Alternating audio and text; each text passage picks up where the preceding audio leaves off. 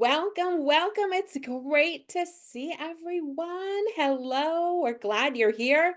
We're going to be getting started in just about 60 seconds. Please settle in, and we're excited to have you joining us. This is our first Thursday of the year, and you probably already know, but we're going to do this every Thursday on the first Thursday of every month. So, very excited for that, and we do hope you'll return. Welcome. Happy New Year. Happy 2025, everyone. Chat's open if you'd like to say hello. We'll do a little check-in in chat in a bit, but we're glad you're here. Welcome. So it is the top of the hour, and that means we're going to get started. I have prepared a little slideshow for us, so I hope you're going to enjoy that. And let's go ahead and begin. We are, of course, welcoming you in. It's the new year, 2025, and this is our first gathering of 2025. We meet the first Thursday of every month, unless it falls on a holiday, which of course it kind of did last week. So that's why we're here together today. And this is all about how to keep your organizing resolutions. So welcome. Glad you're here. Join us in chat if you'd like to. It's always optional, but it's really fun to see you there. So welcome. This is our first declutter gathering, declutter club of the year. And my name is Jamie Novak. So if it is your first time, we're just meeting, and I hope we become fast friends. A lot of friends have come back, so welcome back, and very glad to have you tuning in. I'm the author of multiple books on organizing, including this one. It's titled Keep This, Toss That. It's published with Reader's Digest, and it's written in checklist format. So it makes for a really easy read and a great reference book after you've sort of read through it. And I saw that a few of us are actually utilizing the book, sort of starting at the beginning of the new year and then going through, which is one of the ways that I wrote it, in thinking that some may use it that way or use it for a book club to sort of simplify over the year. So I love that you picked up on that and you're doing it. And if you would love to use the book in that way, you can head over to jamienovak.com at some point and print out a free follow along calendar. So, although we're meeting on a monthly basis to really keep us motivated, between our sessions every day, I give you a tiny toss, and you can print out that calendar at jamienovak.com. So, when do we meet? You probably have memorized it by now. It's the first Thursday of every month, and we do hope you'll come back on February 6th. And today is all about how to keep your organizing resolutions. So, very excited for this topic. It's one of my favorite topics because what I hope to do is to put a brand new spin on the idea of resolutions.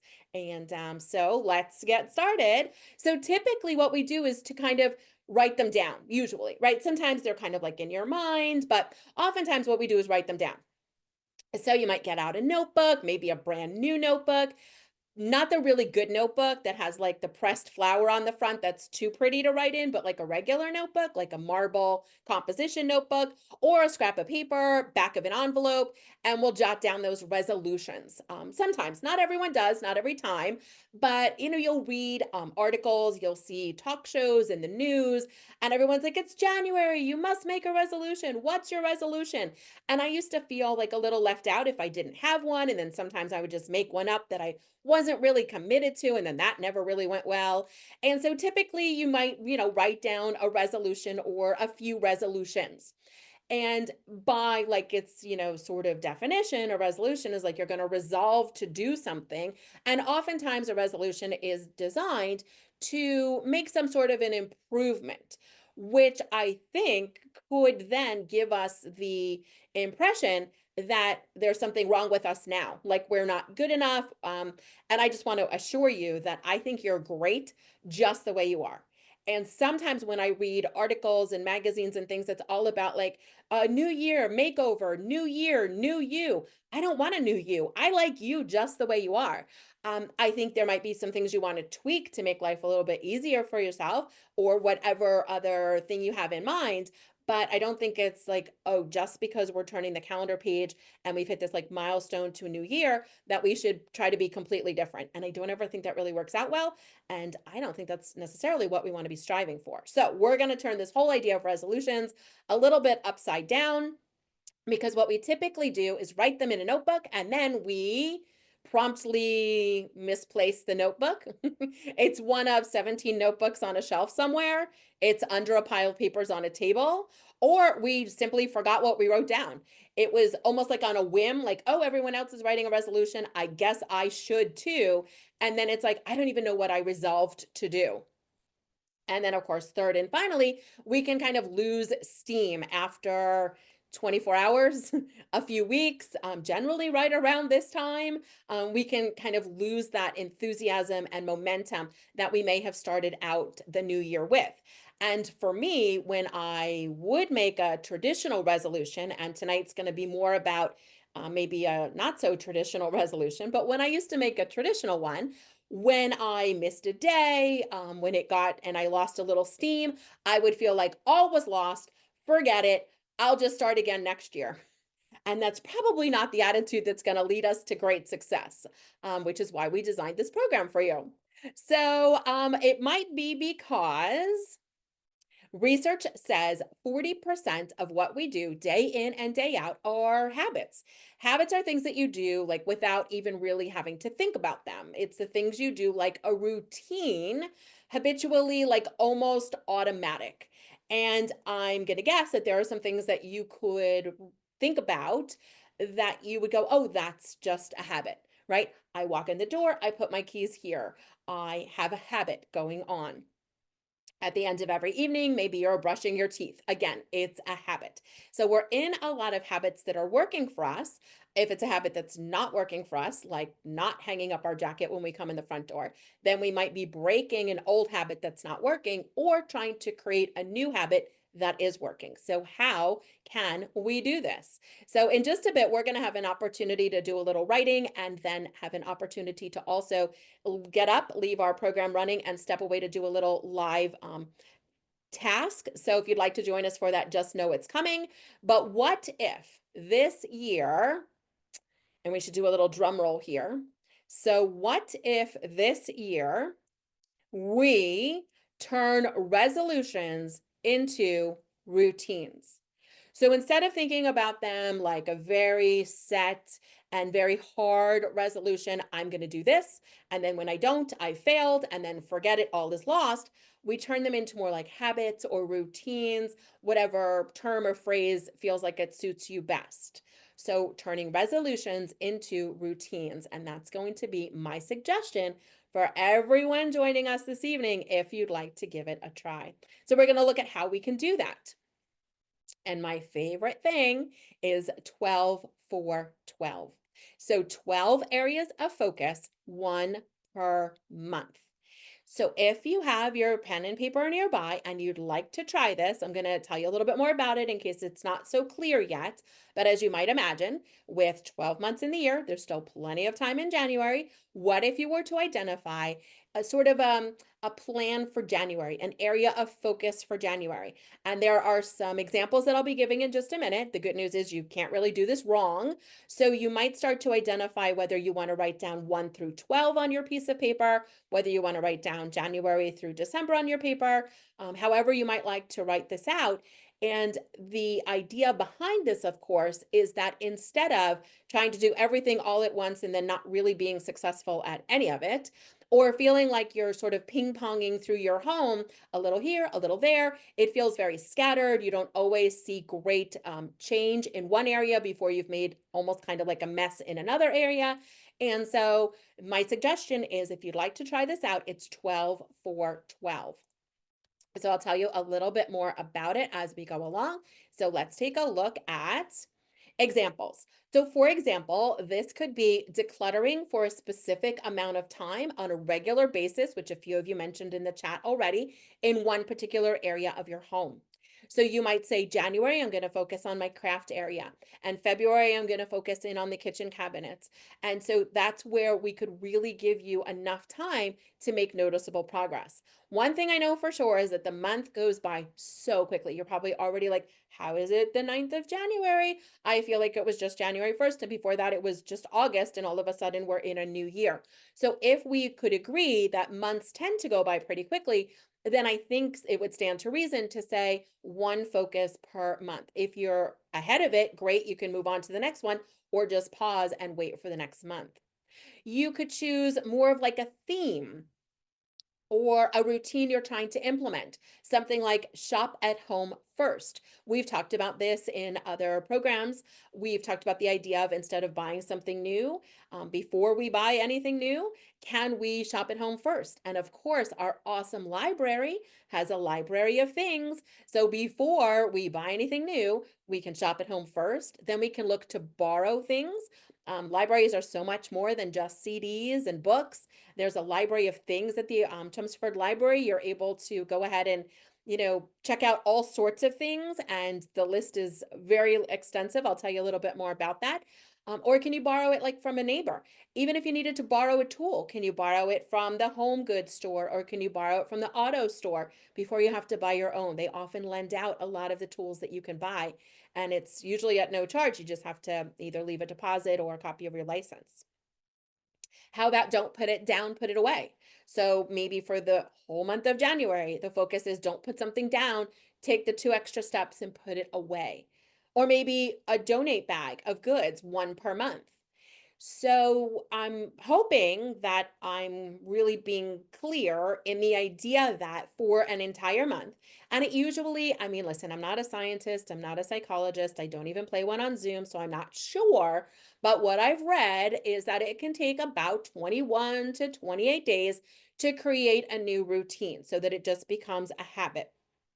So if that's true, then how wonderful that if we focus on one thing per month, then by the end of the year, instead of having made one gigantic resolution that we may or may not have been able to follow through on, we've got 12 awesome habits that we've put into place, or some habits that we've broken that weren't working for us. So I'm a big fan of this, and I hope you are too. Let's take a look at some things that you can do now because it's your turn. So would you like to choose your 12 for 12? Good news is you can always change your mind. So even though you might be writing these in pen on a piece of paper or in your notebook, you can always cross them out and change your mind. So you might start to sketch out some ideas. You might just want to put down a list of ideas and then assign them particular months. You may not know which month you want to work on what. And what if you want to make it a little bit of a surprise? You could put one on each slip of paper, have 12 slips of paper. Don't lose the slips of paper, and then just pull one out at the first of every month. So it'll be a surprise as to what you're going to focus in on for that month. So it's your turn. If you'd like to choose your 12 for 12, please do. If you'd like to share any or all with us in the chat, it's always fun for me to see what you're identifying with and what sounds great to you. And you might say something that really sparks an idea for someone else. And that's really a really fun part of us all coming together. So do you have your 12 for 12? Remember, you can always change your mind. Now you might say, but I have 16, I have 24. And, let's just ease into this. So we can go into, 2027. But also you could think about, oh, I'm going to try this one and then I might try that one. So it's your turn. You're choosing your 12 for 12. And you can't do this wrong. There might be a way to improve on it, which I'll tell you a little bit about in just a minute, but you really cannot do this wrong. So hopefully you're playing along with us, and thank you. So let's make it fun. As you're identifying your 12 for 12, I'll invite you to think about focus on specifics, understand the timeline, and not too difficult. So this is where that fun factor comes in. Focus on specifics, understand the timeline, and not too difficult. So we'll look at these in a little more detail. And then it'll be almost time for us to set a timer and invite you to take a little time and work on a project. So, when we set the timer, if this is your first time joining us, there is an opportunity in every program that we deliver that you can just leave the program running, however you have it set up, and you can step away if it's available to you. And it's not always, but if it is, you can step away and you could work on something small that you could accomplish in a small window of time. You could work on something, very small that's going to be done then, or a small part of a bigger task. And if getting up and walking away to go do something isn't quite right, then you could certainly, if your phone is nearby, you could delete photos or unsubscribe from emails, or do something that's, right next to you so you don't have to get up. It always depends on where you're joining us from. Of course, if you're listening carefully as you're walking the dog, then that's going to be what you're focused on, and we'll wait for you to come back. So think about the fun factor, focus on specifics, understand the timeline, and not too difficult. So, specifically, when we look at the specifics, the more specific the goal, I think the more success.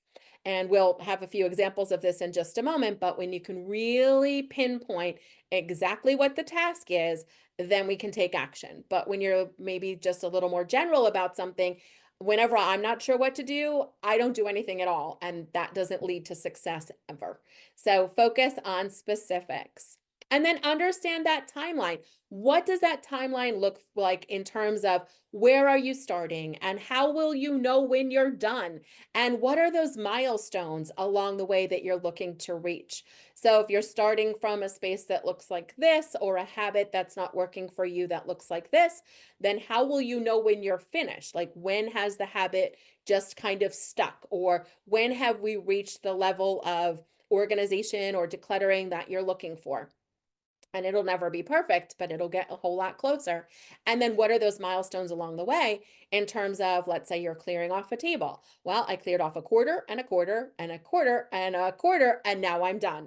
And so when we can sort of break that up, and in addition to that, you might say, well, I'll know I'm done when I don't reclutter the table because I've given myself an alternate place to put those items that would have naturally landed on the table. So we want to understand that timeline and what that looks like for you, which again, a month gives us enough time if you need to have repairs done or upgrades to your home.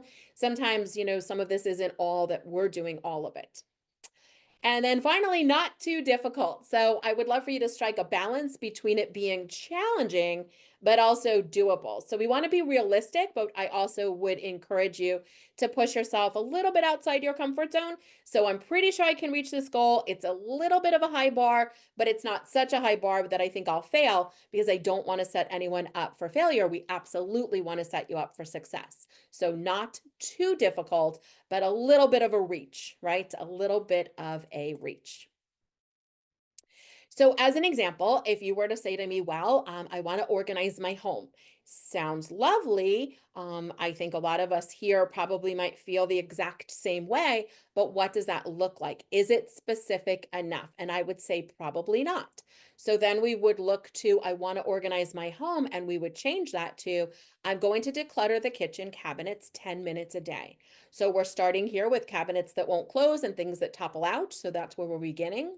We want to end with cabinets that close and only the things that you actually use these days, that in good order and it's working and you need it. So to get from point A to point B, we've got these little milestones in terms of 10 minutes each day. And then if that is the focus for maybe January, by the end of January, we will have that success. So I think hopefully I'm explaining this difference, and you can see it on the screen, that I want to organize my home looks very different than I'm going to declutter the kitchen cabinets in 10-minute increments, 10 minutes each day.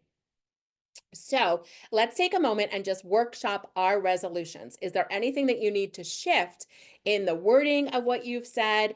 And again, if you're even changing the word resolution over to habit or routine, and then if you have 12 of them, that's great. So what does that look like for you in terms of, we want to really look at that resolution, that habit, that routine, and do we need to make any tweaks to make it fun?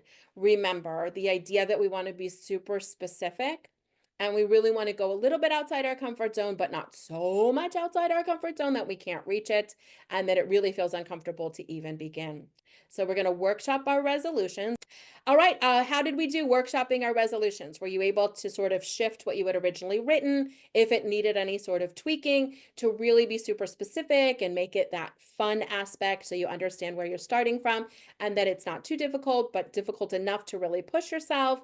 And so Esther's saying like 1 month to get our finances and organize the files. It's a perfect time, right? Because we're probably coming under like taxes and stuff. So you're getting all that stuff out anyway. So I love that. Yay.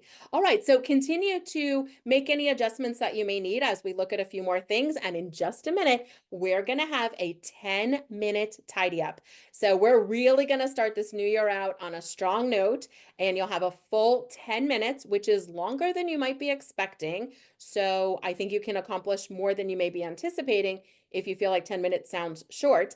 And if you've joined us before and you're like, oh, 10 minutes, I know how long that is, and I can definitely get this project done.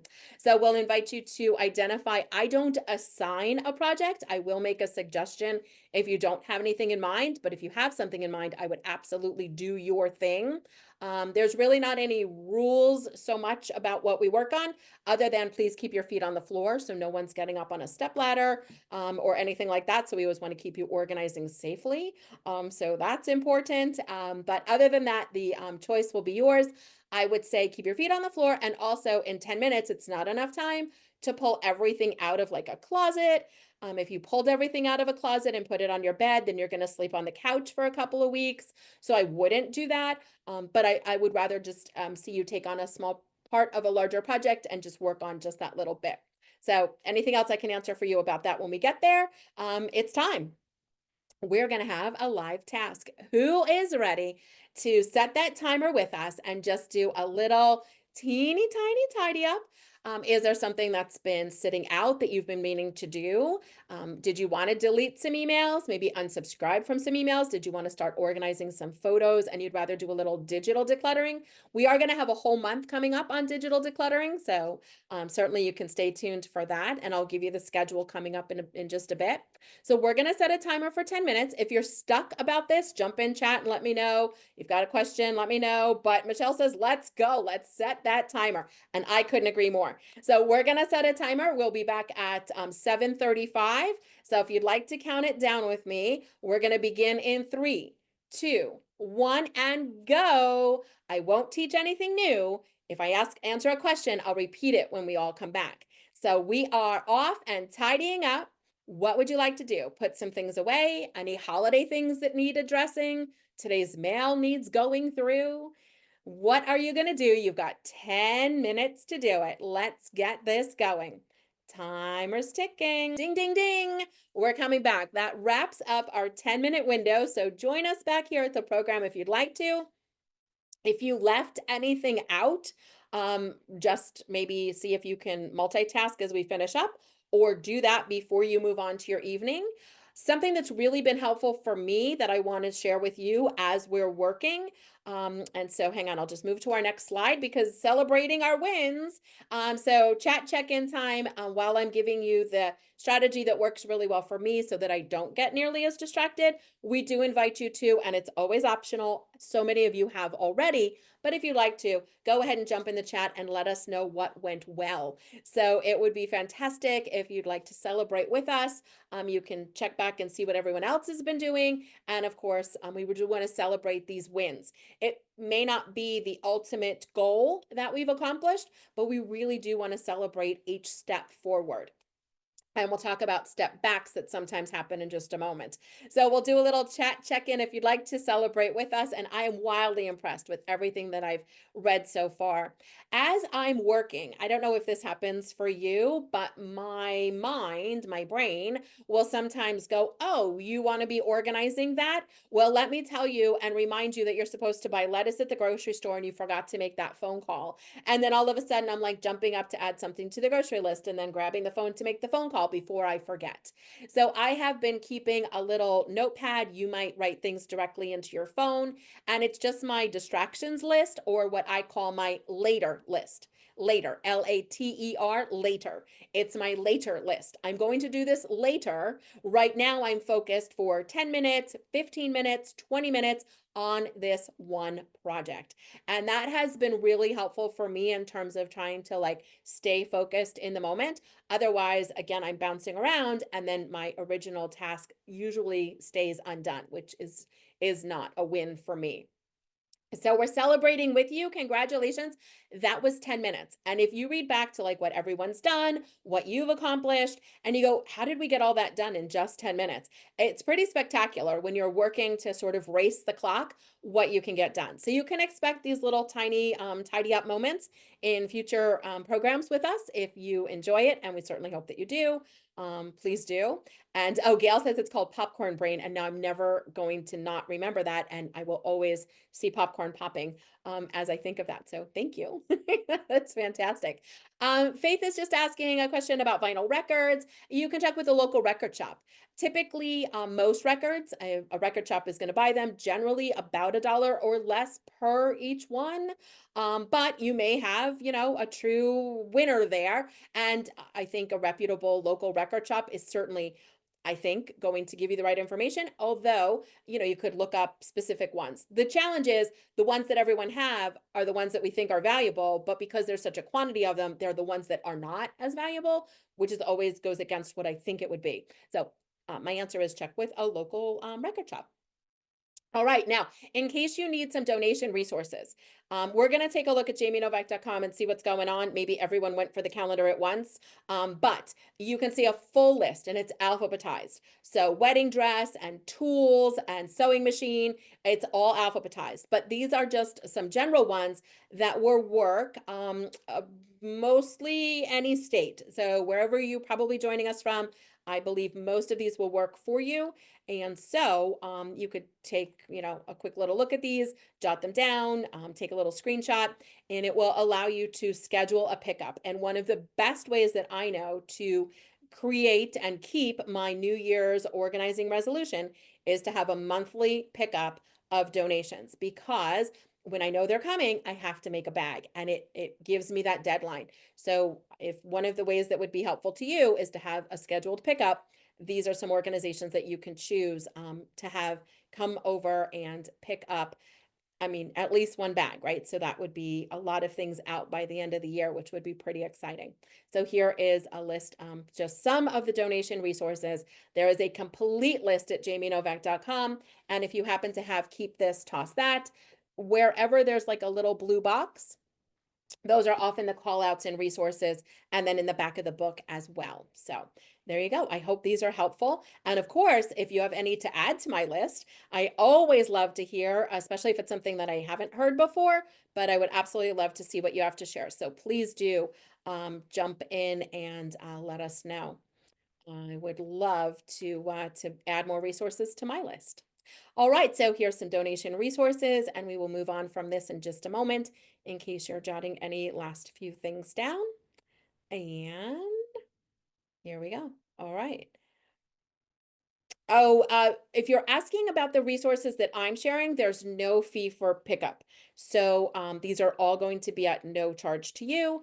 And this would allow you to just schedule the pickup. And then we've got awesome resources coming in from like those Buy Nothing groups, trashnothing.com. And I'm going to take another look at that one. Thank you. Don't know that that's come across my radar. So thank you for that, Eric. Free Cycle, you can look at the Buy Nothing groups and then just give things away. So it doesn't. Lola says, yeah, see, sometimes things change, which is why I want you to have like a really comprehensive list so that you can check that out.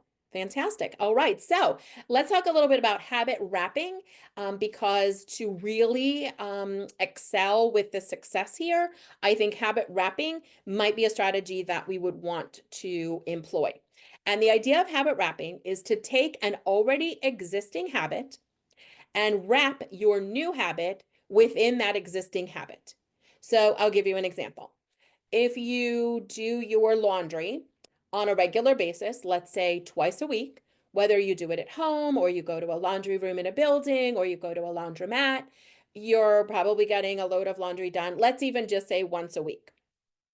we're already in the habit of doing that. Like you kind of have to get your laundry done. So that is a habit that's already existing. Now, what if we wrap, right? This is where the habit wrapping comes in. We wrap a new habit into the laundry habit. So the laundry goes into the machine, and then we are, I don't know, 15, 20, 30 minutes of a cycle, however long it takes for all the clothes to spin around. And usually, I don't know what you would do during that time. You're probably busy, you're probably accomplishing something. You might just be scrolling on your phone or playing Wordle, I don't know. But what if purposefully we go, okay, laundry goes in and I go do this. Maybe it's the time you catch on paperwork for the week, or maybe it's the time that you do one of the other things that we've talked about on your list today. Then, after a few times of doing that, and maybe like Julie's maybe doing laundry a few more times than that, which means she's got more time to get things done. Again, it becomes like a habit.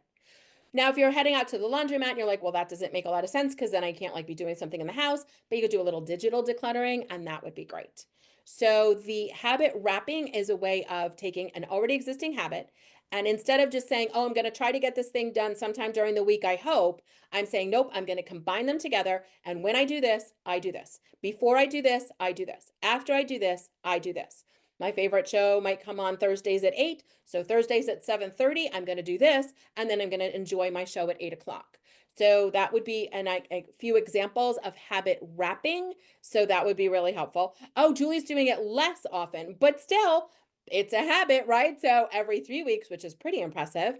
So we're, going to spread that out, but it will work beautifully. I hope. So habit wrapping, I think we'll see more success there. And then the opposite is true, which would be sort of like unwrapping a habit. So let's say, for example, you are in the habit of walking through the front door, shedding your jacket and your bag and all the other things, and some things land on the floor, which is really a kind of a big no-no because we don't want any trip hazards.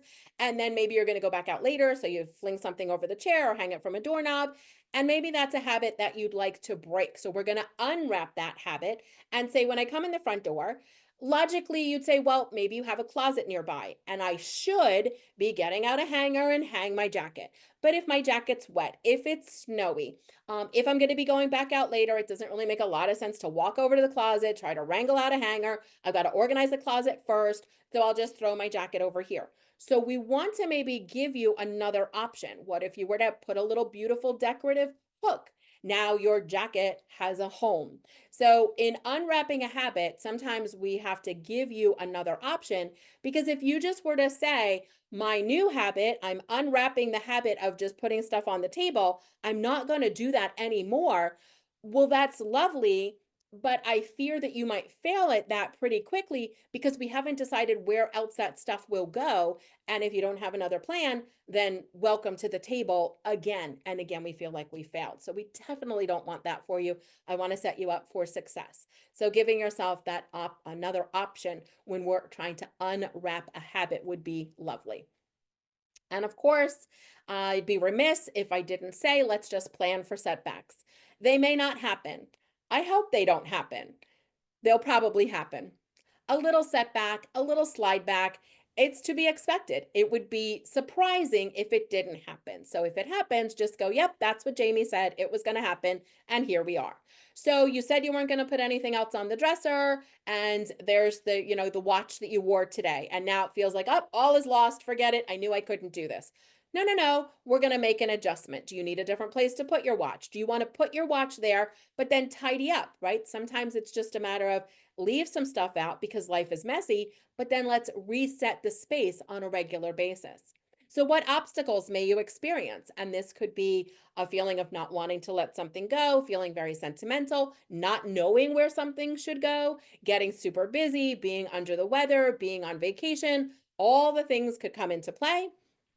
And then what are some potential solutions that you could really put into place to overcome those obstacles? So you may not know the answer to all of these questions right now, but I would just invite you to maybe think about it. And if you see a little slide back, if you see a little setback, just know it's going to happen and it'll all be okay. If and when it happens, when it happens, we're just going to push that reset button. Just going to push the reset button and start again. We don't have to wait till January 1st of next year. We just push that reset button and begin again. It's always about how you restart. And so we just reset. And I hope that gives you some confidence going forward. So there we have it. So we're going to maybe need a little bit of motivation, right? We probably hopefully experienced some motivation during our time together. We're here collectively in a very large group. We have 250 of us all having the same goal of wanting to really keep those New Year organizing resolution turned habit turned routine. So for that motivation, what does that look like for you? How can you get yourself to go again if there's a little bit of a lull? And you will know what will probably work best for you. Is it playing your favorite song that's very uplifting and motivating and gets you going? Is it watching a replay of a program so that it feels like you're doing it again and you can hear me, but you're working on things on your own? Is it following along with the calendar from jamienovak.com? So every day you're doing a little something. And then when you come back next month, you're like, this is what I did. I gave myself a gold star sticker on every day I did something. And you don't want to miss a gold star sticker. So hopefully that's helpful. We're going to get into super specifics. Gail's asking about like organizing jewelry and stuff. As you could imagine, if we went into every very specific project, we would be here all night. And I think the library does have to close at some point. So there's a whole chapter on it if you happen to be able to borrow the book or you have a copy from any bookstore. But we will have a whole month coming up, and I'm going to show it to you now, on clothes and accessories and shoes and clothes closets. So very excited for that. Great suggestions coming in the chat, everyone, about all the stuff for like the motivation and getting stuff done and everything that you're working on. And thank you so much for sharing ideas between you all. It's just so much fun to see. We're building our community. So please do invite a friend. There's 250 of us here. So if each one of us brings a friend next month, that means we're going to double our group, which would be a lot of fun. So just in case you didn't know what's coming up, here's a little sneak peek. We're going to declutter drawers and so much more in February. In March, clothes and Gail jewelry and accessories. April is treasures and appraising things and collectibles. May is going to be closets and then digital decluttering. Paperwork comes in July, followed by yard sales and selling things. That was a personal request from a few of you in the chat. You wanted like Poshmark and yard sales. That's in August. Fall cleaning, and then recipes and cookbooks and kitchens, holidays, and then cleaning for company. If you could imagine, it'll be a year from now and we'll be going, how is it the year already? So I hope you're excited for these, and we do look forward to seeing you in February. So if you're keeping a little notebook about our time together, you might note what you accomplished today so that you could see like a cumulative effect of all the different times that we're together.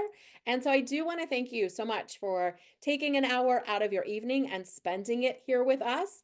Of course, I want to thank the library for continuing to make these programs possible and bringing us all together. Don't forget that our Chelmsford Library has a library of things, but your library may also have a library of things. You can borrow things from the Free Cycle group. You can get stuff for free. There's just so many ways to, instead of buying something new, shop at home first and then borrow.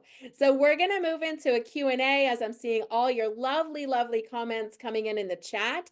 So this is the official end of our presentation before we move into a Q&A, and we wanted to leave plenty of time for that open Q&A. So jump into the chat if you have a question, or there is an actual Q&A that you'd be welcome to use. So you're so very welcome. Oh, I should add Savers to my list, Pat. You're absolutely right. Savers is another great resource, and I will definitely put that in. And again, sometimes our hands get raised just not intentionally. So I'm moving, and I would like to know, do you have any tips or references for how to organize new spaces? oh my goodness, right? And so many of us wish like we were moving so we could have that fresh start. So let me come on over to join everyone on screen. And Joanna, it's such a great question. So whether any of our participants, like Joanne, if you are moving, or you just wish you could move and you're not really moving, but you wish you could. So I think in terms of setting this space up when you get where you're going, do you know, Joanne, where you're going? I'm not, and you may have already be off mute, so I'm not sure. Yes, But I do.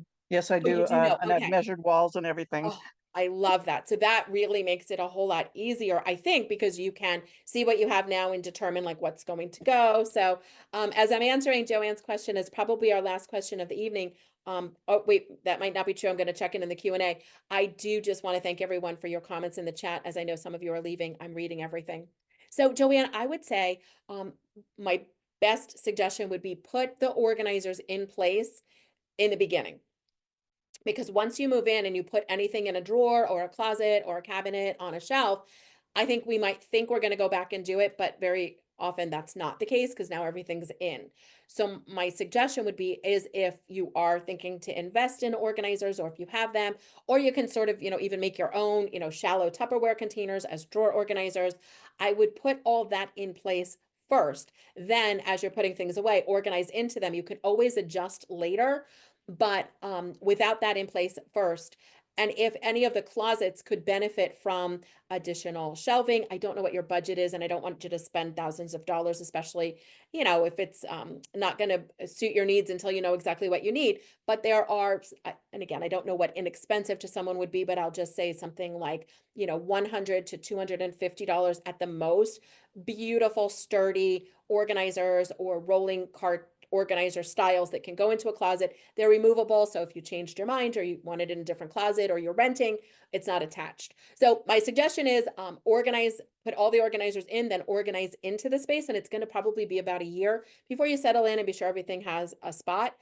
So I hope that helps. There is a section, if you do have the book, on moving and sort of getting yourself straightened up. But the biggest thing I could say, put the organizers in first and then organize into them. So nothing on a shelf, nothing just in a, on a drawer, get everything in there. So I hope that helps. Perfect. Thank you. You're very welcome. I must have skipped that chapter because when I read your book, I wasn't moving. So Oh, I'll go yeah. So back it and would look. make sense. You're like, for another day. And now it's another day. No, it's So another day. I love Thank that. you. Well, you're very welcome. Enjoy the move in your new space, making new memories. In the chat, Joseph asked, about like what should I get rid of? And I think for the new year, a great just sort of a rule across the board is anything that's broken that you can't repair or would be too expensive to repair, anything that's melted, warped, peeling, hopelessly stained, brittle, I mean, all the things that are just unusable, and starting the fresh year off with things that we use and love. Doesn't mean you can't donate them. Some of the things you still can. So there you go. All right, selling the things you can't bring yourself to toss. Paula, we're going to talk more about that in that whole month, where we're going to do like Poshmark and garage sales and Facebook Marketplace and things. And selling it can be a way of, well, I don't know. I'm not saying for you personally, I'm just saying in general, and mostly what I'm saying is for me.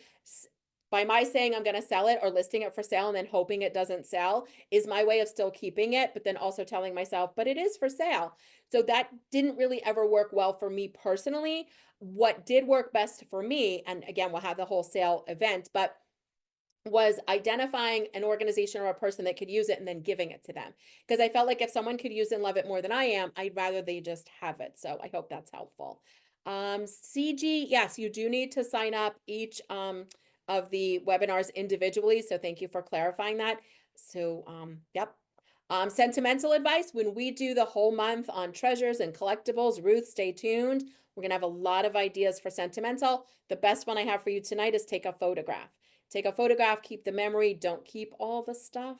So, Joanna, I think it was everything was sending to me. So hopefully you did see that example you were looking for. Ruth says, yeah, if it doesn't feel like there's a very big family tree, there may not be any family tree, right? So you're like, but there's no one in the family or there's no one in the family that's interested. And so that is a challenge. But again, we can kind of expand our definition of family and just go ahead and say, yes, you know what I'm going to do? I'm going to find organizations and friends and neighbors that could use these items. So I hope that helps. Thank you so much. It was a pleasure. You're welcome, Joseph. Thank you so much for tuning in. Oh, good. I'm glad you got what you needed, Joanne. And then finally, I need to organize my jewelry, real versus costume, a lot of inherited pieces brought in from Europe. So I love this. We're going to get into great detail when we do the clothes closet and the accessories. I think the biggest thing right now is to mark some way of everything in this tray is real versus everything in this tray is costume versus everything in this tray is lower end costume because no one knows what those things are. I inherited pieces from my mom and I don't know what they are. So marking them is a really good first start and then they sound beautiful. So we can't wait to hear more about them and hopefully you can join us for that one. Oh, Michelle says she sets a limit for how long she'll keep something up for sale. So we've got that boundary and then it has to go. I think that's a wonderful idea. I didn't think to do that, and that probably would have helped me out. So thank you for that. Well, this has been so much fun. I hope you've enjoyed our time together. I certainly have. We'll be back the first Thursday in February, which I believe is the 6th. You do need to sign up for each one individually. I don't think March is live yet. So just come on over in February and bring a friend. Everyone log on with a friend and we'll double our participation and double our excitement. So thanks so much for tuning in. Good luck with your new habit for the month of January and let us know how it's going when you come back and we'll see you next month. Thanks everyone. Be well. A big thank you to the library, of course, and we'll see you in February. Happy New Year, everyone. So long.